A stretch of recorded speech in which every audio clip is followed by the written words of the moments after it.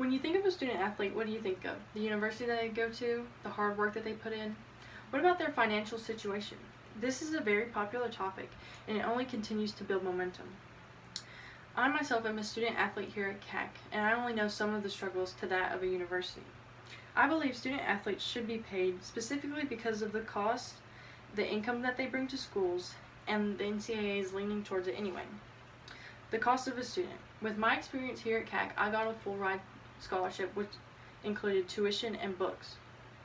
That didn't include my apartment or the food that I eat throughout the week, but I'm fortunate enough to have a family that covered those costs for me. When you think of a university scholarship, according to collegescholarships.org, NCAA D1 baseball is allowed 11.7 full ride scholarships.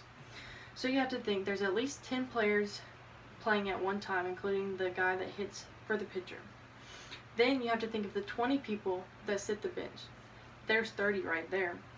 And maybe 5 of them are walk-ons that don't have any kind of scholarship, maybe an academic one. So that's 25 people to split 11.7 scholarships between. An NCAA full ride scholarship includes tuition and fees, room, board, and course-related books. Now when these are split up, there's a lot of things that aren't covered. So most of these student athletes have to take out loans and have no way to pay them. The Pay for Play article says most athletes don't graduate. They either don't focus on their classes or school in general because they're focused on their sports. So they have all this debt that's piled up just to not end up with a degree. They're also not allowed to have a job while playing. There's no time for, let's say, a football player to get a job between when they play in the fall to spring training or over the summer.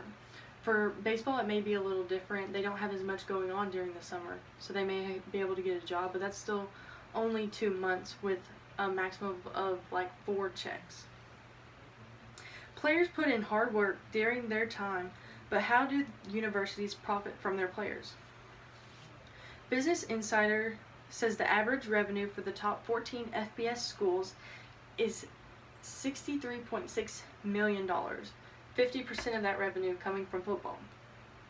Now you think they spend money on the necessities first, which is food, the expense for travels and hotels and equipment.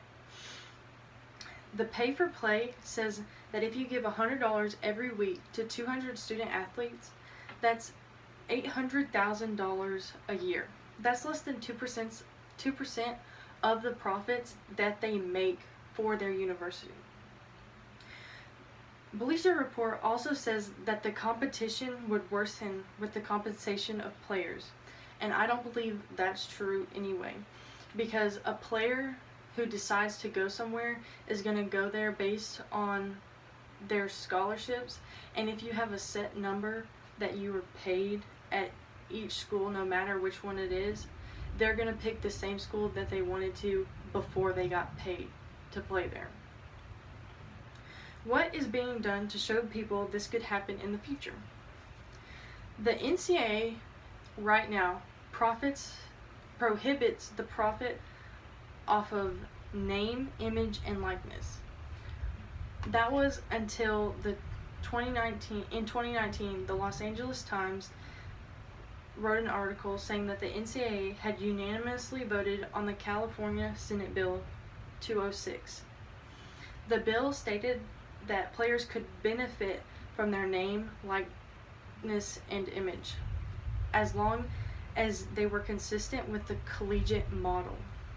Now, these statements were very vague and broad, but if they were able to benefit from their name and image, such as like video games and things like that, it's only a matter of time before they can do other things that they can profit off of, so they won't be in debt when they leave. These are a few reasons I believe student athletes should be paid. Scholarships aren't enough, and schools profit so much off of their players, and the NCAA is making moves towards it as we speak. You can either be for it or against it, but it looks like it's going to happen eventually.